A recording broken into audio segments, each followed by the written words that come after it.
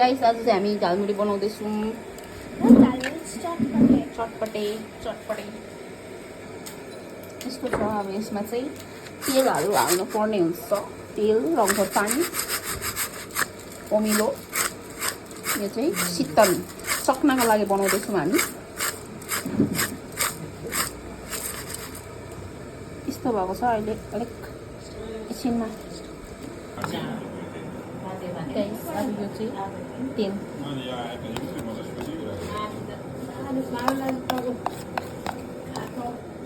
हामीलाई मिक्स गर्नुपर्ने हुन्छ।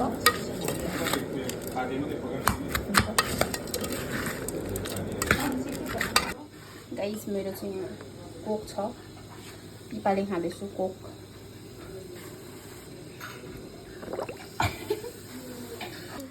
यो चाहिँ हाम्रो बनिसकेको छ चटपटे। चटपटे आयो चटपटे। यो चाहिँ हाम्रो चक्ना हो। चटपटे भन्दा पनि ज्यादा चक्नुको लागि युज हुन्छ। अब यो बाँड्दा ओर्दा हामीलाई सक्नुहुन्छ।